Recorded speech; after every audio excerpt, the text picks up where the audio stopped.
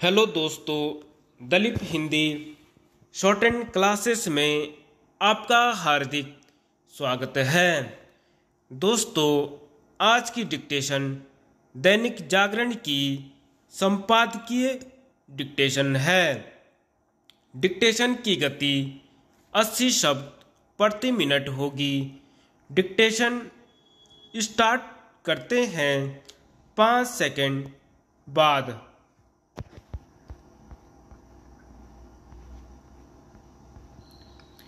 एक और बहिष्कार।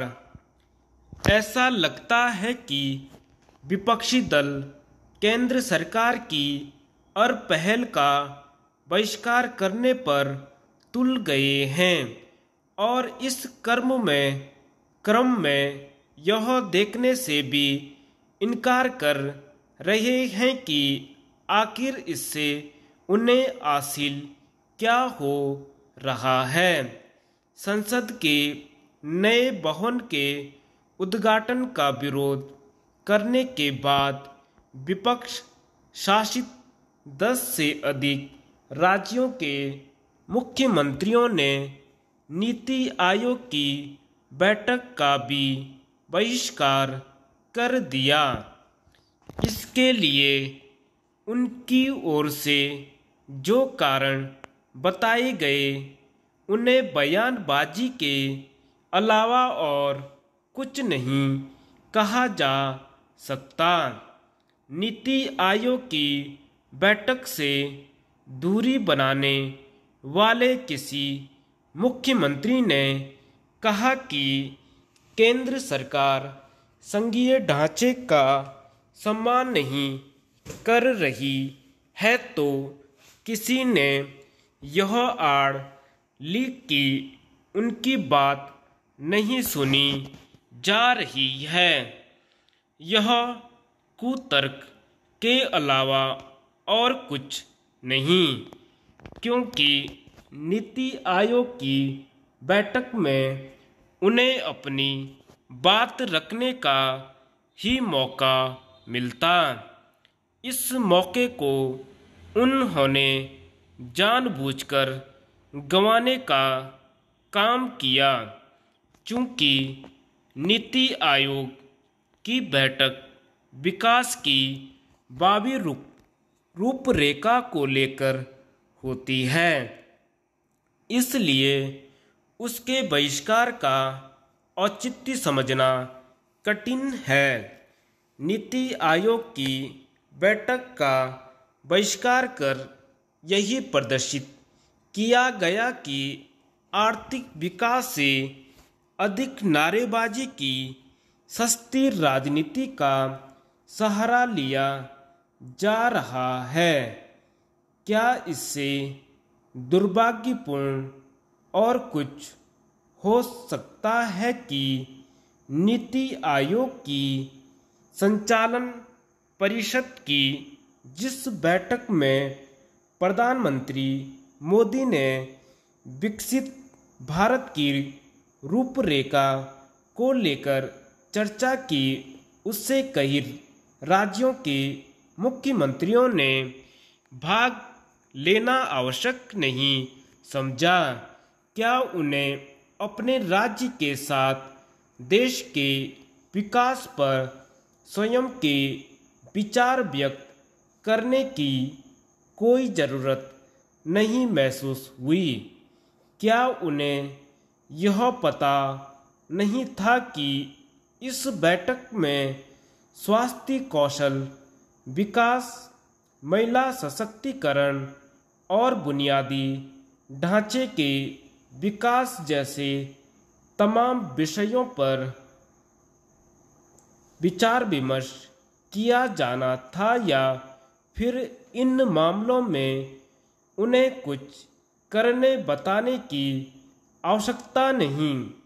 विकास के मामले में दलगत राजनीति को प्राथमिकता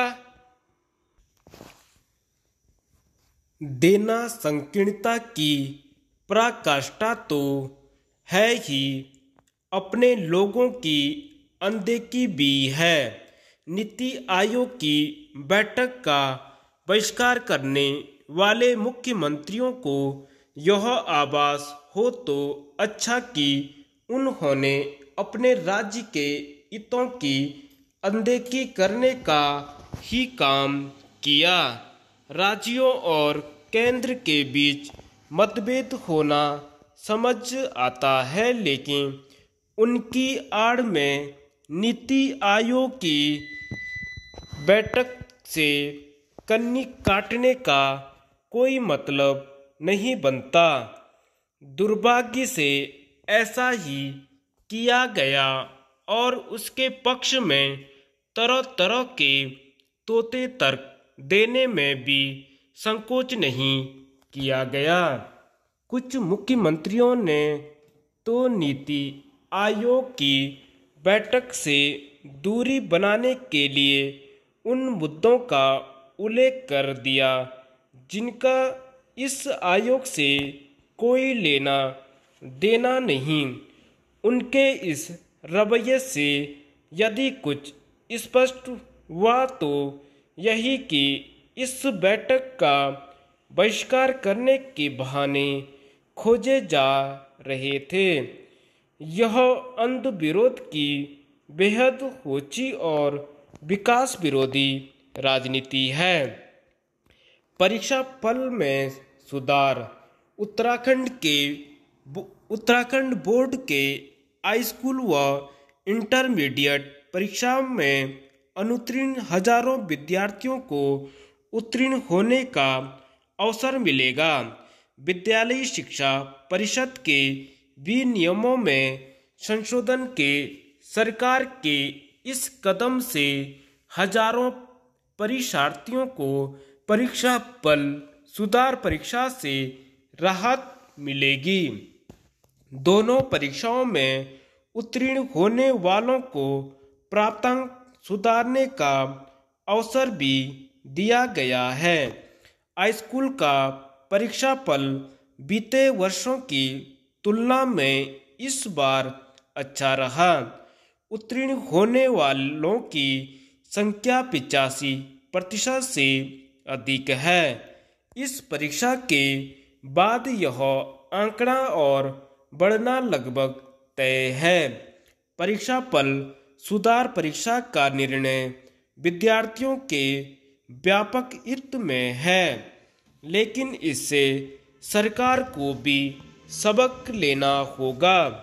विद्यार्थी केंद्रित जिस गुणवत्ता परक शिक्षा की सरकारी सहायता प्राप्त अशासकीय व उत्तराखंड बोर्ड से संबद्ध निजी विद्यालयों में आवश्यकता महसूस की जा रही है, उसे केवल परीक्षा फल सुधार की दृष्टि तक सीमित नहीं रखा जा सकता।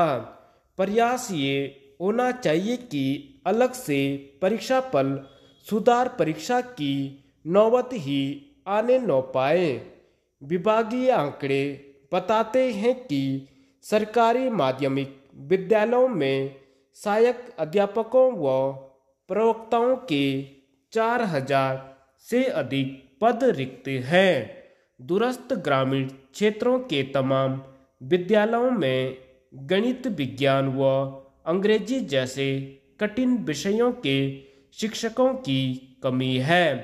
वर्षों से यह मुद्दे क्षेत्र पंचायतों व जिला पंचायतों की बैठकों से लेकर विधानसभा में गूंजते रहे हैं, लेकिन स्थायी समाधान ढूंढा नहीं जा सका है।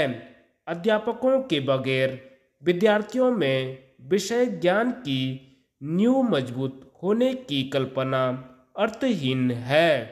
परीक्षा फल पर इसका प्रभाव पड़ना ही बेहतर होगा कि परीक्षा फल सुधार की कवायद को परीक्षा फल सुधार तक सीमित नहीं रहने दिया जाए। भावी कर्णधारों को जिस प्रकार तराशा जाएगा, उस पर ही आगे चलकर प्रदेश का भविष्य तय होना है। शिक्षा में यह चिंतन झलकना ही चाहिए। धन्यवाद।